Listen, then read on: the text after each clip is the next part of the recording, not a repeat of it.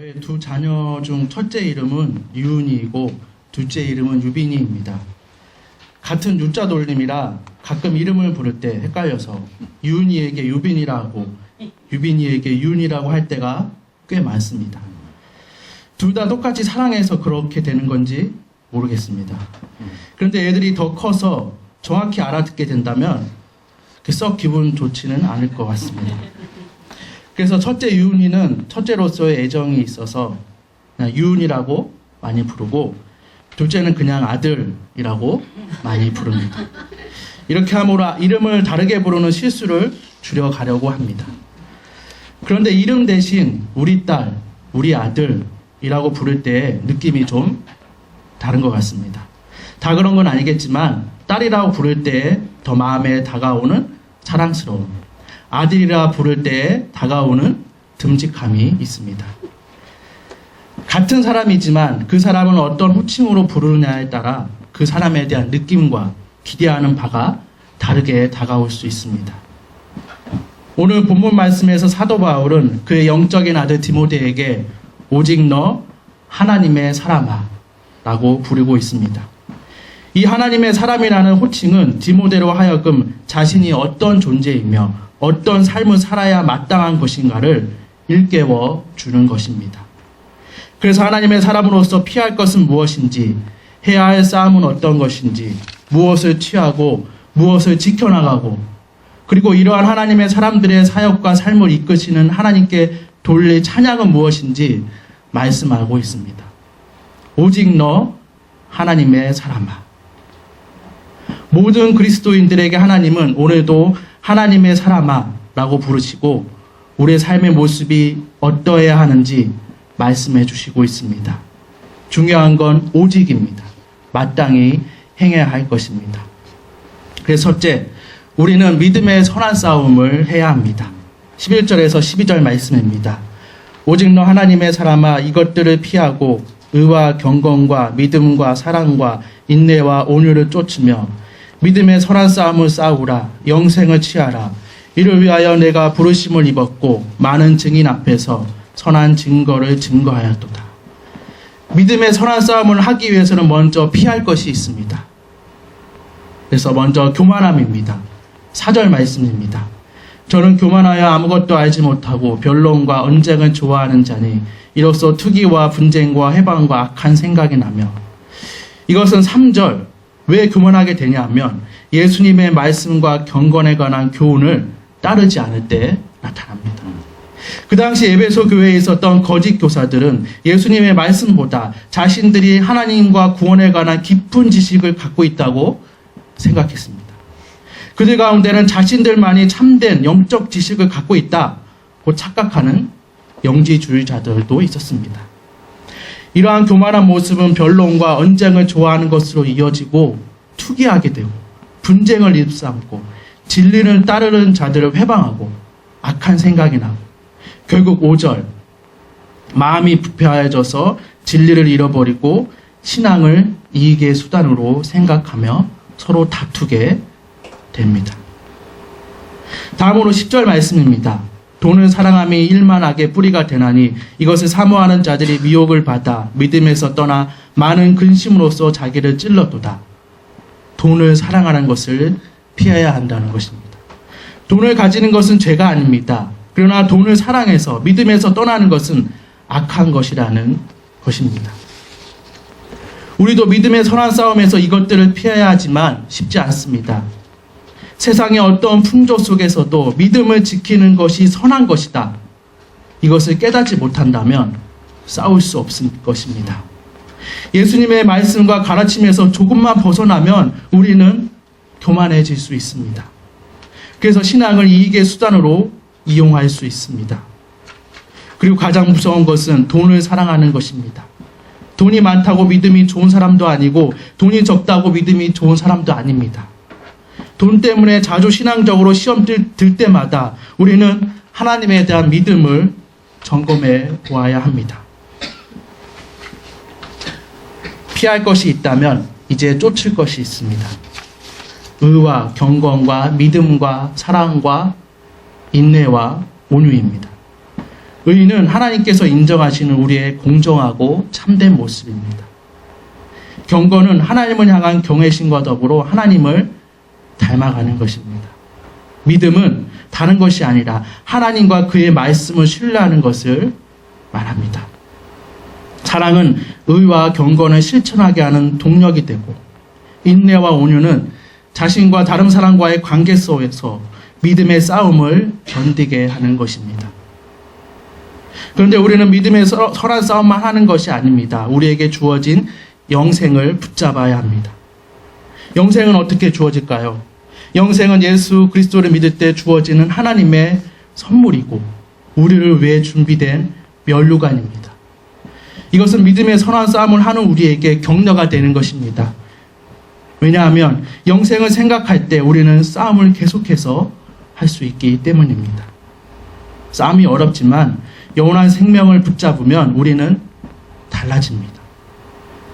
영원한 생명이 나중에 천국에서 맛볼 그 어떤 것이 아니라 지금 누릴 수 있는 것이기에 천국을 경험할 수 있는 진리를 붙잡고 사는 것입니다.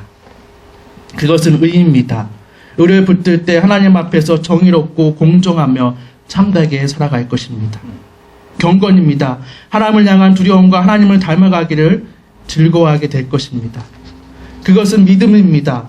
하나님과 그의 말씀을 내 감정과 상황에 상관없이 늘 신뢰하게 될 것입니다.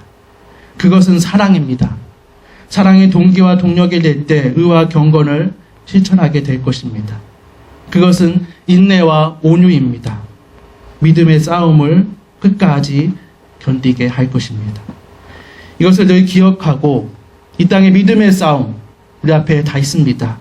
오직 하나님의 사람으로서 감당하며 영생을 맛보며 주 안에서 살게 되기를 바랍니다. 두 번째는 믿음과 담대함으로 말씀의 명령을 끝까지 지키는 것입니다. 13절에서 14절 말씀입니다.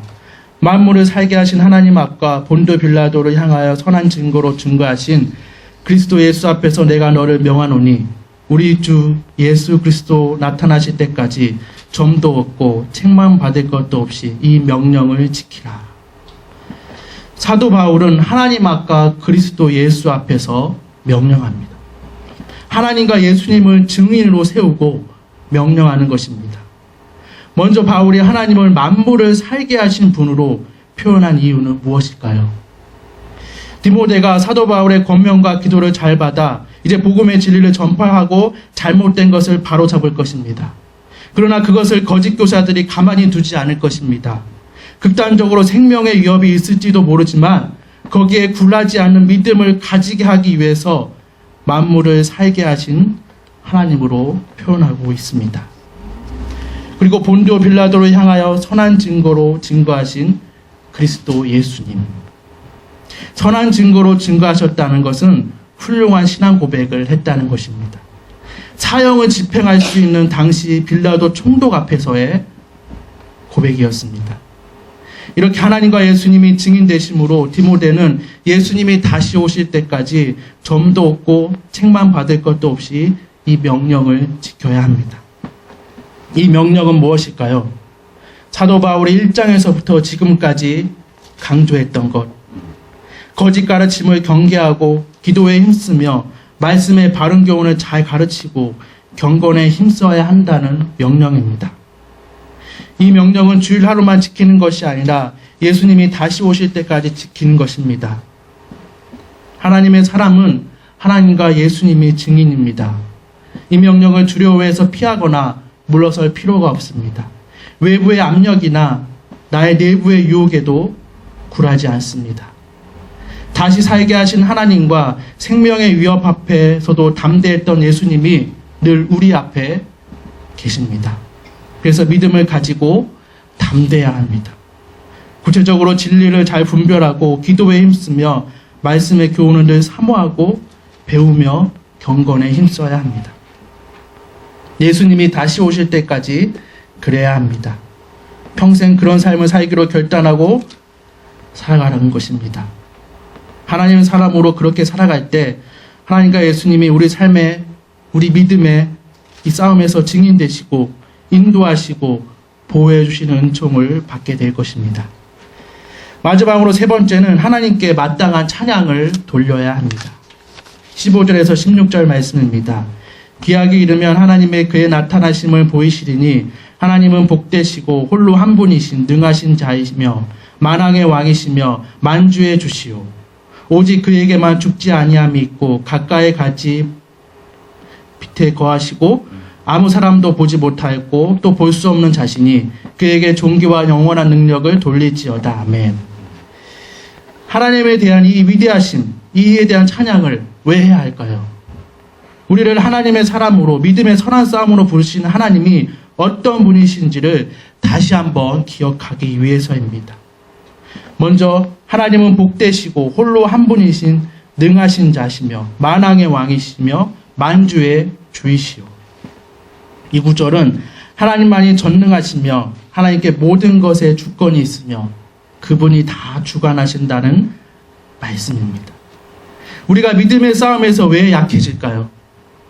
하나님의 다 주관하신다는 사실을 잊어버리고 그 자리에서 주저앉아 있기 때문입니다. 진리를 아는 만큼 나아가지 못하고 주저하고 있을 때가 많습니다. 그리고 이런 하나님의 위대하심은 우리가 쌓아놓은 대상보다 하나님이 더 강하시다는 진리를 다시 확실히 믿게 합니다. 이 진리를 믿을 때 우리는 믿음의 싸움에서 더 나아갈 수 있습니다. 다음으로 오직 그에게만 죽지 아니함이 있고 가까이 가지 못할 빛에 거하시고 아무 사람도 보지 못하였고 또 볼 수 없는 자신이. 하나님은 우리의 이해를 초월한 분이시라는 것입니다. 우리와는 질적으로 다르십니다. 우리의 생각을 뛰어넘는 분이시라는 것입니다. 그래서 하나님 왜 그러십니까? 가 아니라 그래서 하나님 존귀와 영원한 능력을 찬양합니다. 아멘. 하나님의 거룩하신 뜻대로 될 것입니다. 아멘. 이렇게 하나님께 마땅한 찬양을 돌림으로 믿음의 선한 싸움으로 부르신 하나님께 다시 집중하고 다시 담대하게 일어서기를 바랍니다. 이제 말씀을 맺겠습니다. 오직 너 하나님의 사람아 이것들을 피하고 의와 경건과 믿음과 사랑과 인내와 온유를 쫓으며 믿음의 선한 싸움을 싸우라. 영생을 취하라. 이를 위하여 내가 부르심을 입었고 많은 증인 앞에서 선한 증거를 증거하였도다. 디모데전서 6장 11절에서 12절 말씀. 외워야 될 구절입니다. 아까 외우지 못했지만 전에 이 구절을 암송하고 묵상할 때에는 의와 경건과 믿음과 사랑과 인내와 온유를 쫓고 믿음의 선한 싸움을 싸우고 영생을 취해야 되는구나. 이것을 위해 부르심을 받았구나 라고 생각했는데 이번에는 오직 너 하나님의 사람아를 더 묵상하게 하셨습니다. 이러한 삶을 위해 하나님이 우리를 하나님의 사람아 라고 불러주시고 하나님의 사람이라는 말 속에 이미 우리가 어떤 존재인지를 마땅히 어떻게 살아야 하는지를 확실히 정해주셨구나. 이것은 진리를 흩어버리는 요즘과 같이 혼란스러운 시대에 오히려 우리에게 위로가 되는구나. 힘과 용기를 주는 것임을 깨닫게 되었습니다.